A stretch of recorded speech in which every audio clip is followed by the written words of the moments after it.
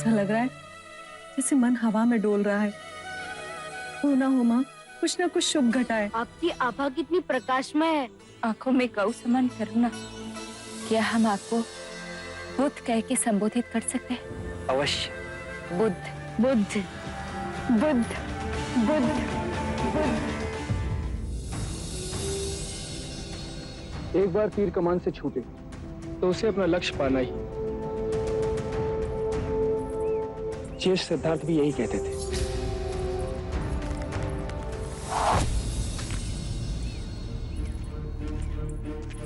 हमारी एकाग्रता क्यों टूट गई? पता नहीं ज्येष्ठ, आखिरी क्षण न जाने मेरी आंख क्यों बंद हो जाती। इसका अर्थ है कि तुम अपनी आंखों को नियंत्रित करो। जानते हो, एक बार ज्येष्ठ सिद्धार्थ को ज्येष्ठ देवदत्त ने चुनौती दी। उन्होंने अपना मोतियों का हार हवा में उछाला और कहा तीर से बिंदु। पता है ज्येष्ठ सिद्धार्थ ने क्या किया? उन्होंने उस हार को नहीं बल्कि उसके एक मोती को बींधा। लो फिर से शुरू कर।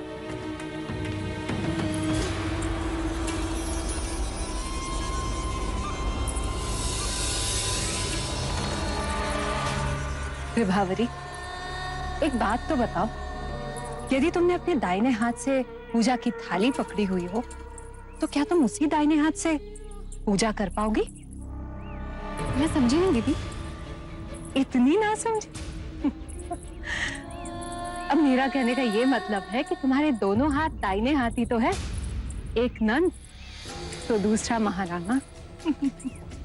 मानती हूं कि नंद को महादेवी प्रजापति ने जन्म दिया है, परंतु पालने वाली तो तुम हो, और जन्म देने वाली से पालने वाली का औहदा बहुत ऊंचा होता है। तो मैं अरे पगली, आज नहीं तो कल राजमाता होने का सुख तो तुम्हें ही भोगना। बस सिर्फ इतना ध्यान अवश्य रखना कि राहुल उस राजगद्दी पे ना बैठे। ये कैसी अटपटी बात हुई दीदी? आप फिर से कोई उल्टा पाठ पढ़ा रही हैं ना? अरे नहीं नहीं, मैं तो तुम्हारे भले के लिए ही सोच रही थी। इस विषय को यही समाप्त करते हैं दीदी। कौन शाक्यों के सिंहासन पे बैठेगा, इसका निर्णय स्वयं महाराज को करने दीजिए। तुमने तो मेरी मुंह की बात छीन ली विभावरी। मैं भी तो यही कह रही थी कि शाक्य सिंहासन पर कौन बैठेगा इसका चुनाव महाराज ही करेंगे, और वो ना तो राजा अमितोदन के पुत्र होंगे और ना ही राजा द्रोणोदन के, है ना? वाह, क्या बात है, क्या निशाना था, शाबाश। राजगद्दी पर कौन बैठेगा उसका चुनाव तो तय ही समझो, परंतु मैंने तुमसे जो कुछ भी कहा विभावरी, उस बात पर विचार अवश्य करना।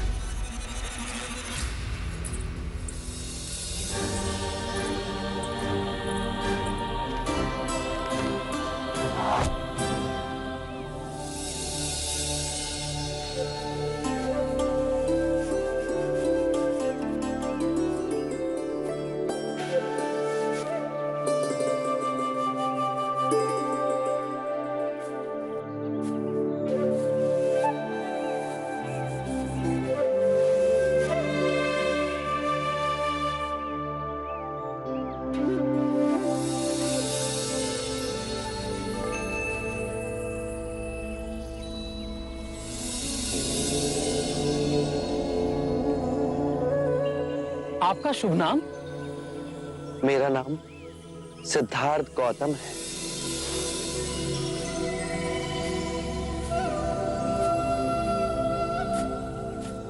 आपके मुख पर इतना तेज कैसे? कौन सी साधना की है आपने? मैंने मुक्ति का मार्ग खोज लिया है। अच्छा, तो आपके गुरु कौन है? वैसे तो ज्ञान मैंने आचार्य कौंडिन्य, आचार्य अलार कलाम और आचार्य उद्रक रामपुत्र से पाया है, पर मैं इन तीनों को जानता हूं। इनमें से आचार्य अलार कलाम और आचार्य उद्रक रामपुत्र का स्वर्गवास हो गया है, पर आचार्य कौंडिन्य अभी भी अपने साथियों के साथ काशी के समीप ऋषिपत्तन के मृगदाय में हैं मेरा प्रश्न ये है कि उनमें से किसने आपको ये मुक्ति का मार्ग दिखाया? किसी ने नहीं। इस निर्जन पथ पर मैं अकेला ही चला, अपना दीपक स्वयं बना। कह सकते हो मेरा कोई गुरु नहीं। आप असत्य कह रहे हैं। बिना गुरु ज्ञान नहीं मिलता। आप अपने गुरु से उनका श्रेय छीन रहे हैं। परम सत्य की खोज तो अकेले ही होती है और उसका अनुभव स्वयं को ही करना होता है। और जो मिलता है वो इतना सरल और शुभ सत्य है। इसी क्षण मुक्ति है, इसी क्षण मोक्ष है। आप वेद और उपनिषद को नकार रहे हैं। अगर ये सब इतना सरल होता, इतनी साधारण सी बात होती, तो क्यों हमारे ऋषि मुनि सारा जीवन तप में गला देते? अरे जाइए जाइए, थोड़ा सा मान क्या दे दिया, लगे उपदेश देने। तप कठोर है। धन्यवाद आचार्य कौंडिन्य की दिशा मार्ग बताने के लिए।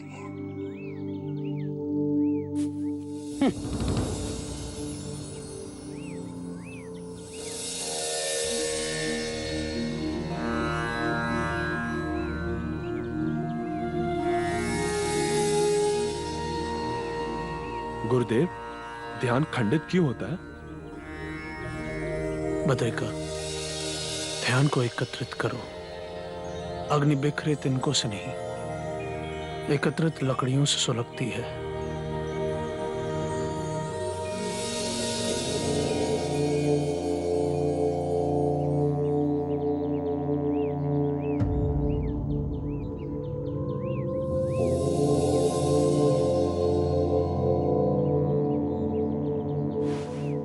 ऐसी आभा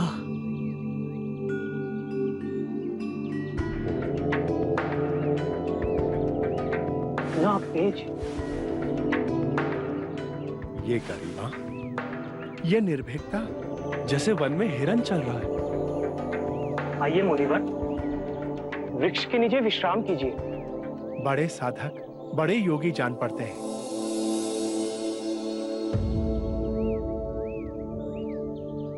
सिद्धार्थ, तुम? वही पथभ्रष्ट सिद्धार्थ।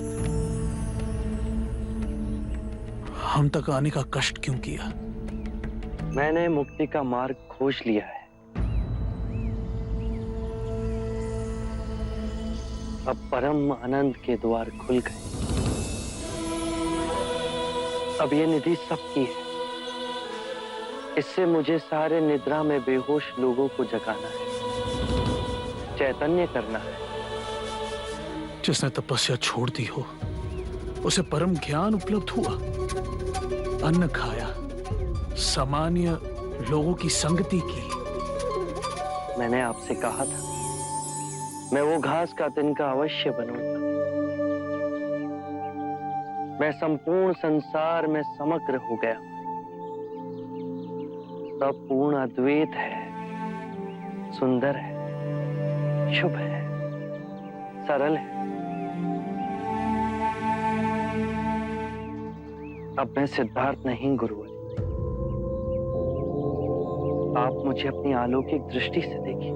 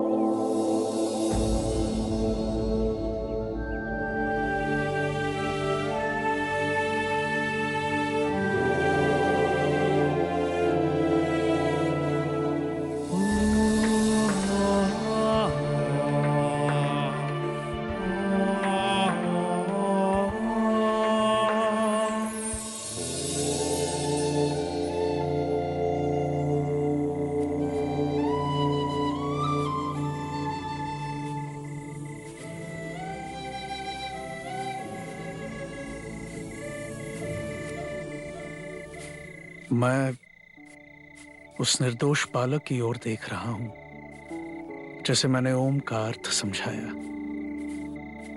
और आज उसने दिव्य ज्ञान प्राप्त कर लिया। इतनी बड़ी छलांग, और मैं अपने तपस्या के अभिमान में अंधा इस छलांग को समझ न सका। इस अंतिम बिंदु पर बड़े बड़े ज्ञानी आकर रुके, बहुत से भटके। यहां से छलांग लगानी है तो अपने अहंकार को मिटा दो। कठिन है, सरल है, बहुत सरल है। जैसे हम गहरी नींद में जी रहे हैं और अचानक आंख खुले तो हम पाए कि हम नींद से जाग उठे। अब इस ज्ञान से दुख और अंधकार में डूबी दुनिया को जगाना है। परंतु इतनी सरल बात, बिना किसी ढोंग, बिना अहंकार, बिना यज्ञ, बिना तप, बिना बलि, बिना साहूकारी के, क्या लोग समझ सकेंगे?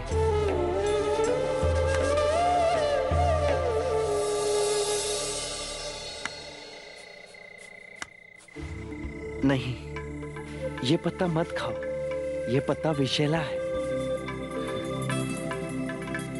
ये गुड़ लो, इसे खा लो।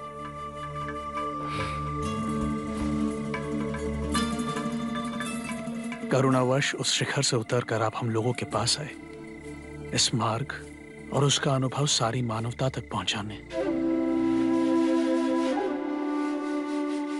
कर्म के चक्र से मुक्ति का मार्ग मुझे इंगित किया जाएगा इस पहिए से।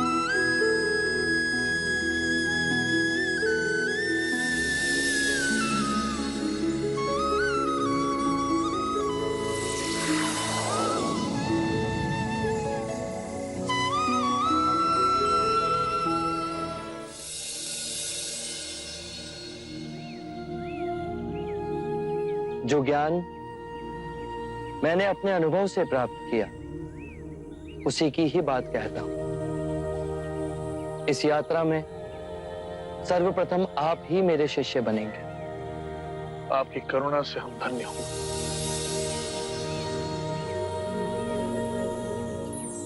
अज्ञान ही दुख, भ्रम, चिंता को जन्म देता है। लोभ, क्रोध, अभिमान, दुविधा, ईर्ष्या, भय इसी अज्ञान की संतान है। माया का खेल विपरीत का है, दो रूपों का है। मध्य में ही रहो, धूमकेतु तारे की तरह। ना शरीर को सुखाओ, ना उसकी वासना को चारा खिलाओ। मध्य में ही केंद्रित रहो। जब हम माया के द्वैत रूप को पहचान लेते हैं, तब सब दुख, चिंता समाप्त हो जाती है। तब हमारे अंदर प्रेम और स्वीकृति का भाव जागृत होता है, जो मूल में एक ही भाव है। इस ज्ञान के बाद हम किसी से घृणा नहीं करते, ऐसे व्यक्ति से भी नहीं जो हमसे क्रूरता करता है, वरन ऐसे व्यक्ति को हम सांसारिक भावनात्मक रूप से रूपांतरित करने का प्रयास करते हैं। जब ज्ञान के चक्षु खुलते हैं, तो करुणा ही हमारा स्वरूप है। ध्यान में विचार भ्रांति पैदा करते हैं। बुद्धि ने सत्य को विषय और वस्तु में विभाजित कर दिया है, मैं और तुम में बांट दिया है। और इस विभाजन ने जीवन को समझने में भूल की। मनुष्य भावनाओं में बंधा खंडित होता गया और लालच, मोह, तृष्णा की पकड़ उस पर बढ़ती गई। जन्म से वृद्धावस्था के चक्र, बीमारी और मृत्यु का भय उसके मन के चारों ओर बनी दीवार को और प्रबल करते गए। इसीलिए इस भ्रम को ही दूर करो। एक बार ये भ्रम टूट जाए तो जीवन कारावास में नहीं, स्वतंत्रता में जिया जा सकता है। शील, समाधि, प्रज्ञा से 4 आर्यक सत्य हैं।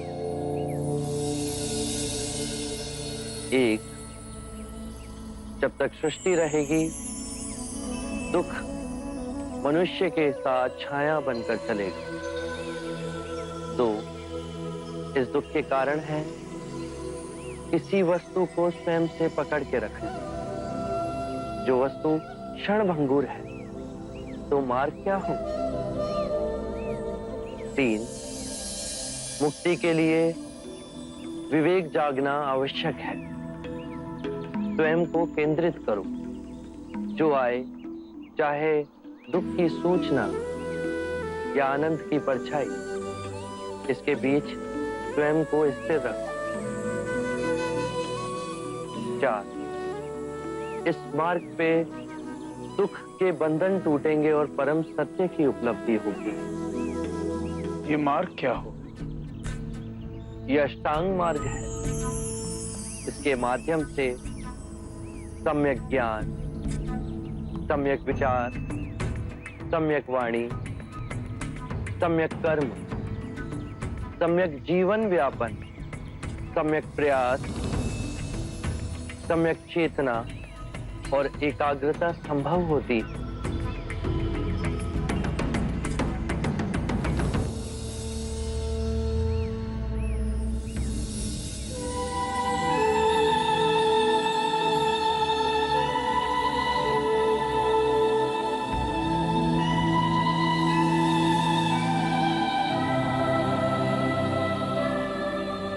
मैं बुद्ध हूं।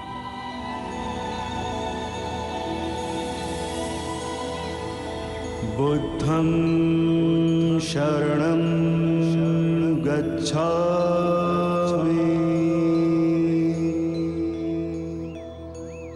मैं स्वयं धर्म हूं।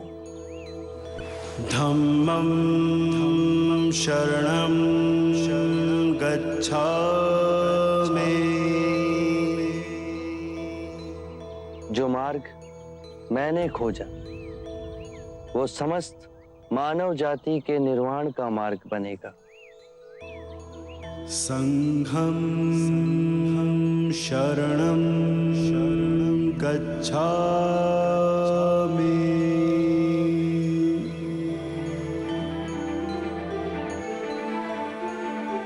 बुद्धं शरणं गच्छामि, धम्मं शरणं गच्छामि, संघं शरणं गच्छामि, बुद्धं शरणं गच्छामि।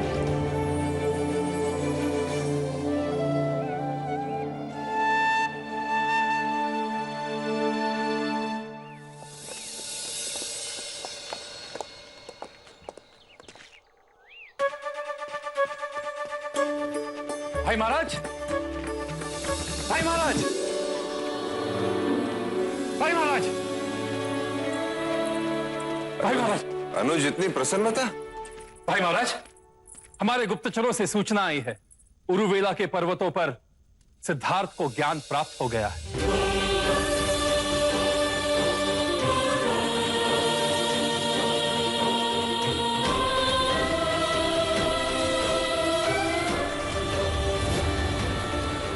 परम सत्य को पा लिया है इस वीरों के वीर ने।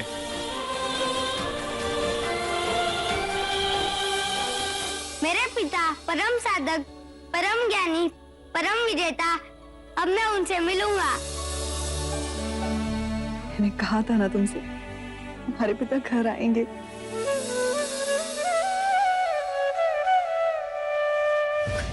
अमितोदन, क्या ये सत्य है? सत्य है। पूरी प्रकृति बदल गई, आप तक संकेत नहीं पहुंचा।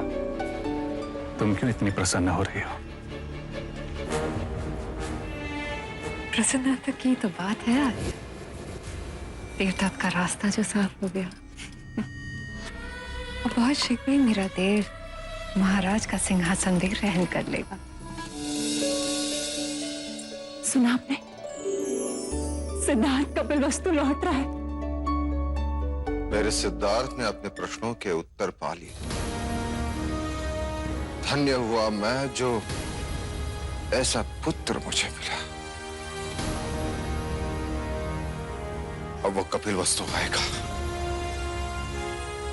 और कौशल नरेश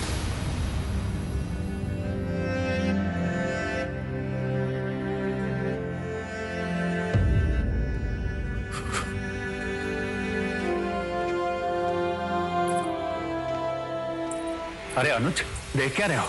मिठाई बंटवाओ, पूरी प्रजा में ये शुभ समाचार पहुंचा दो कि युवराज सिद्धार्थ लौटा रहे हैं। अवश्य।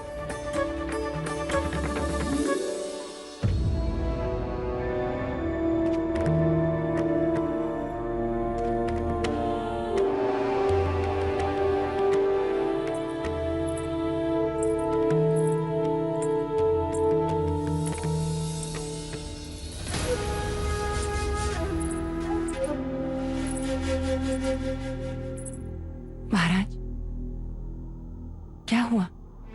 इतने सुख के क्षण में ये आंसू क्यों?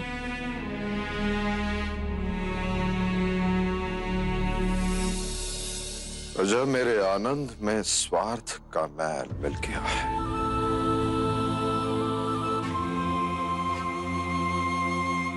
सिद्धार्थ वापस आएगा, परंतु एक चक्रवर्ती राजा के रूप में रही।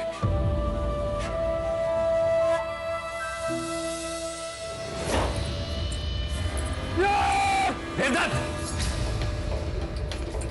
मती मारी गई है तुम्हारी? ऐसा तूफान क्यों मचा के रखा है? पुत्र, अभी तो खुशियां मनाने का समय है। फिर किस बात की खुशी? सिद्धार्थ के वापस लौट के आने की खुशी। परंतु अब सिद्धार्थ के आने से तुम्हें किस बात का भय है? वो तो सन्यासी बन के आएगा। शाक्यों के सिंहासन पर तुम ही बैठोगे। आप लोग तो बस एक ही बात की रट लगा के बैठे। महाराज बनोगे, सिंहासन पर बैठोगे। मुझे सिद्धार्थ के महाराज बनने की चिंता नहीं है। अरे मूर्ख, तो किस बात की चिंता है? मैं समझ गई। तू नंद को लेकर चिंतित है ना? परंतु देव, जब हमने सिद्धार्थ जैसे कांटे को सिंहासन के रास्ते से हटा दिया, फिर नंद का क्या है? आप समझने का प्रयत्न क्यों नहीं करते? सिद्धार्थ अब और महान बन के लौट रहा है।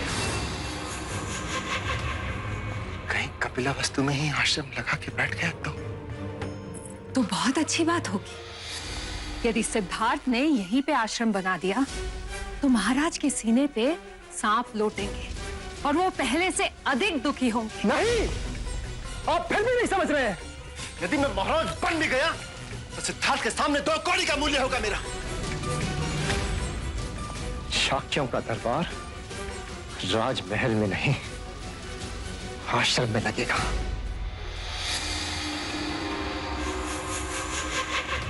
ये तो मैंने सोचा ही नहीं। अर्थात हम विजयी होकर भी पराजित हो जाएंगे। सारा जीवन में सिद्धार्थ के हाथ पराजय करता रहा, लेकिन मैंने भी अब प्रण कर लिया है। सिद्धार्थ की हर संपदा को अपने वश में करके रहूंगा।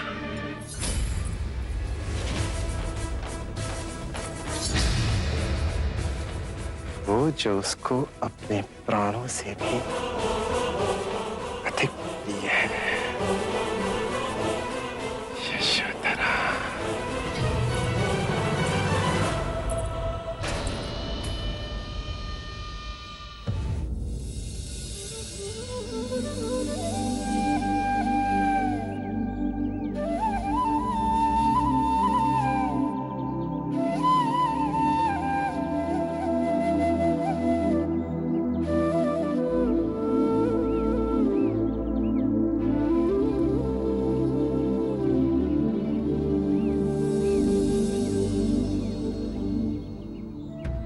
जैसे मकड़ी एक एक तार अपने अंदर से निकाल सुंदर जाल बुनती है, उसी प्रकार प्रकृति ने अपनी चेतना के धागों से इस सुंदर सृष्टि का सर्जन किया। और इसी सुंदर सृष्टि में बुद्ध के सधर्म के मार्ग की वाणी दसों दिशाओं में गूंजेगी। और सोई हुई मानवता जाग उठेगी। जो भी सद्धर्म के मार्ग से जुड़ना चाहे उसके लिए हमारे संघ के द्वार खुले हैं। फिर वो चाहे किसी भी वर्ण का ही क्यों ना हो, कोई भेदभाव नहीं होगा। ये अद्भुत क्रांति है शाक्य मुनि।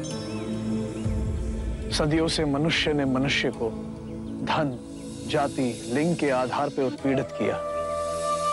अब सब समान होंगे। सबको अधिकार है ये परम सत्य पाने का, जैसे हम सब ने प्राप्त किया। सब नश्वर है, सब झूठ है और सबसे कुरूप है यह जीवन।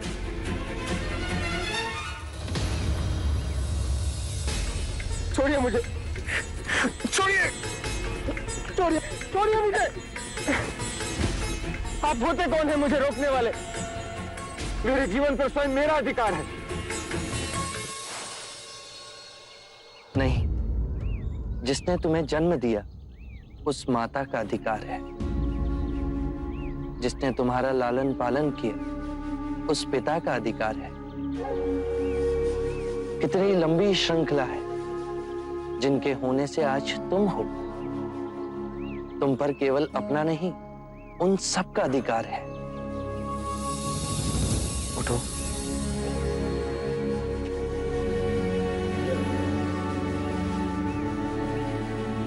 क्षणिक आवेग था मन का, अब वो शांत हुआ? क्षणिक नहीं,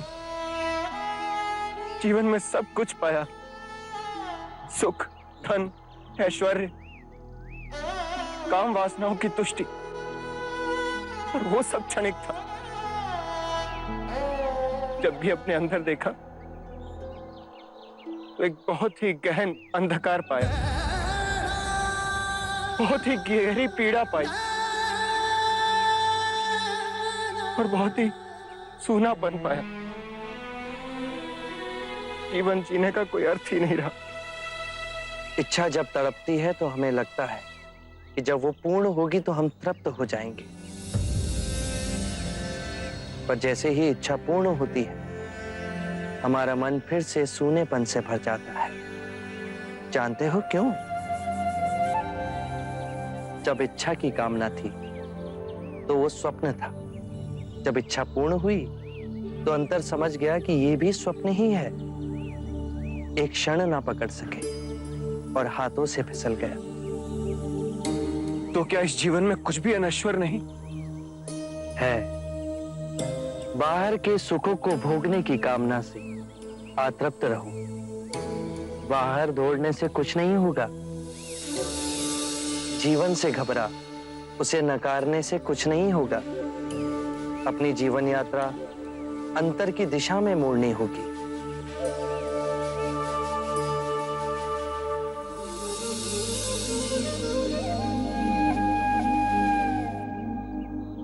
कौन है आप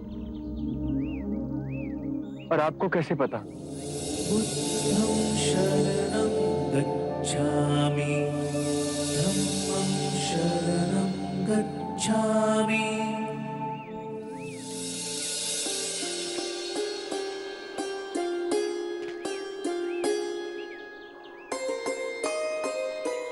मैंने आपसे सुंदर व्यक्ति आज तक नहीं देखा। इतनी देर मैं तुम्हारे पास ही खड़ा था पर तुम मुझे देख ना सके। तुम्हारी आंखें अंधी होकर हर ओर केवल अंधकार ही देखना चाहती थी। मनुष्य अपने मन में जैसी चाहे वैसी दुनिया को देख सकता है। सत्य है, आप महात्मा हैं। मैं दुखी हूं अपने अंतर मन से। मेरा नाम यश है। एक धनी वैश्य परिवार में मेरा जन्म हुआ। जीवन में किसी भी बात की कमी नहीं थी। मैंने हर सुख भोगा, वासनाओं की पूर्ति करता रहा, पर अंतर ही अंदर मेरा मन घुटता रहा। मैं और नीरस होता गया। कितने मनुष्य हैं जो कि शारीरिक रोगों से पीड़ित है, धन के अभाव से पीड़ित है, अन्याय से पीड़ित हैं, पर उतने ही मनुष्य मानसिक रोगों से भी पीड़ित हैं। चारों ओर देखो यश,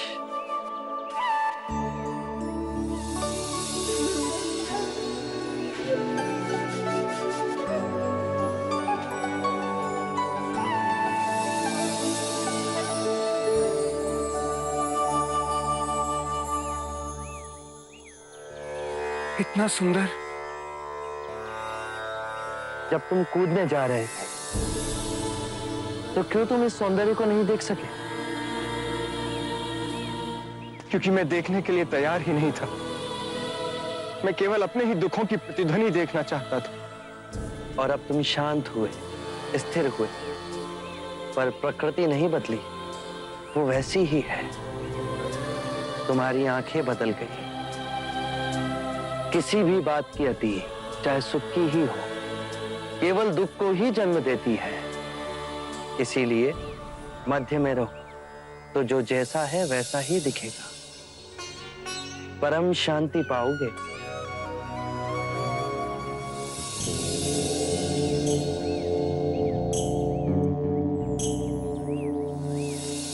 क्या आप मुझे अपना अनुयायी बनाएंगे? हमारा जीवन सादगी से जुड़ा है।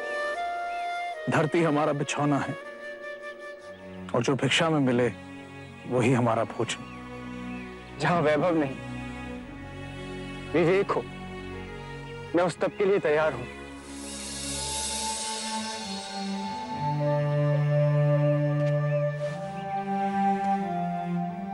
हर कोई जो इस पृथ्वी पर जन्मा है उसे परम ज्ञान पाने का अधिकार है। बस पहला पग उसे उठाना है। मैं तैयार हूं। तुम अपना शीश कटवा सकते हो? मैं अपना शीश देने को तैयार हूं। शीश देने के बाद केवल एक प्रतीक है।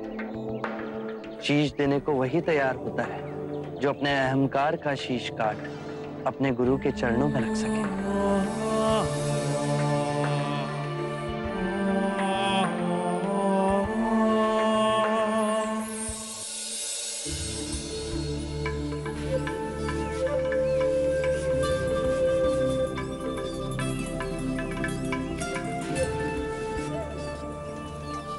माँ, माँ, माँ, माँ।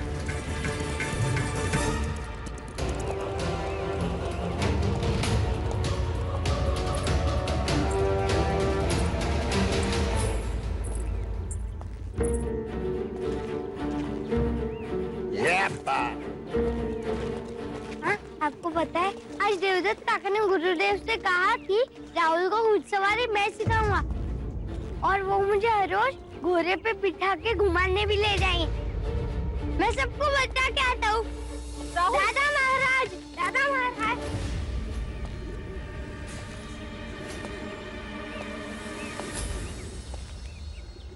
लो, मुंह मीठा करो। सिद्धार्थ के आने की खुशी। तुम और खुश? तुम्हें तो शोक मनाना चाहिए। क्यों? मैं क्यों शोक मनाऊं? 6 वर्षों से जिस बात को लगातार दोहरा रहा हूं, उसे यथार्थ देखने का मजा तो अब आएगा। देवी यशोधरा, क्या सोच रही है यार? कि सिद्धार्थ आ रहा है? हाँ? कहना क्या चाहते हो? बेचारी यशोधरा अपने पति की प्रतीक्षा में सती बन गई, पर पति नहीं, सन्यासी लौटेगा। हमारा संबंध केवल शरीर का नहीं, मन और आत्मा का है। तुम जैसे के लिए समझना ये असंभव है। क्यों भरे यौवन में वैधव्य योग काट रही हो यशोधरा? तुम्हारा प्रेमी तो अब भी तुम्हारे पास है।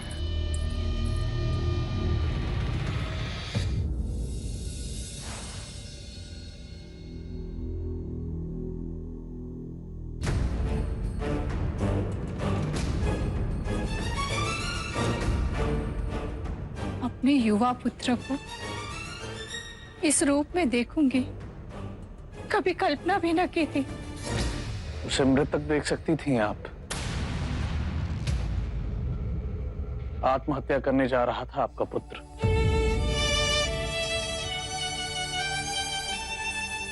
इसके प्राण बचाने के लिए आपका बहुत बहुत आभार। मुझे बहुत दुख होता है। अपने यश के लिए क्या क्या सपने संजोए थे हम। सपनों के पीछे दौड़ दौड़ कर थक गया था पिताश्री। दिशाहीन व्यर्थ में जीवन गंवा रहा था। आज मेरे जीवन में परम उद्देश्य जागा है। आज इसने जीवन के लोभ और माया के जाल को तोड़ा। इसका पुनर्जन्म हुआ है। ये मार्ग इसने स्वयं चुना है। जीवन के भेद को समझेगा, अरिहंत बनेगा, उस आनंद को पाएगा जहां सुख दुख की परछाइयों से मुक्त होगा। आप किस तरह का जीवन चाहते हैं अपने पुत्र के लिए? ऐसा जीवन जिसमें उसे खुशी मिले, जिसमें उसकी उन्नति हो। माँ, पिताजी, मेरा सुख और उन्नति अब केवल इन कमल चरणों में है।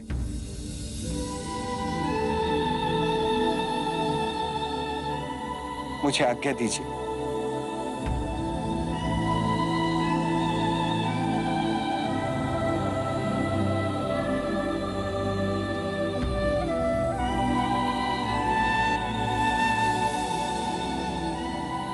रचित, ये मेरे पिछले जन्म का ही पाप होगा। आपका पुण्य क्यों नहीं? इतनी सदियों से हम अपने पाप दूसरों पर दोषारोपित करते गए। इसमें ग्रंथ और पंडित सहायक बने। हमने यज्ञ करवाए, बलियां दिलवाई। मैं कहता हूं बस, तुम स्वयं ही पाप का कारण हो और तुम स्वयं ही मुक्ति का द्वार बन सकते हो।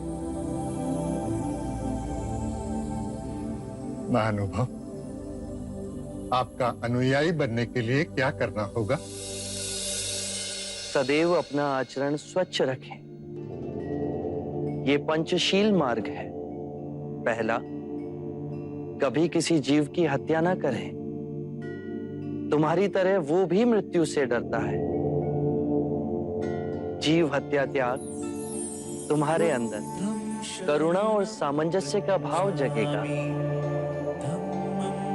दूसरा, कभी चोरी ना करें। इससे विपरीत किसी निर्बल का बल बने।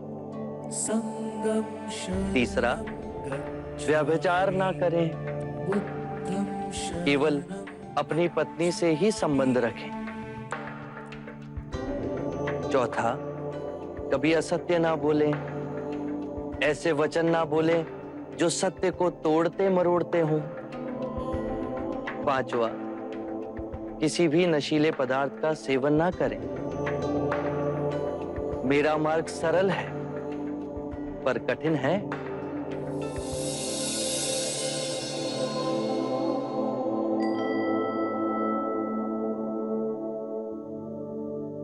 आपकी हर बात हमारे जैसे सामान्य लोग भी समझ पा रहे हैं।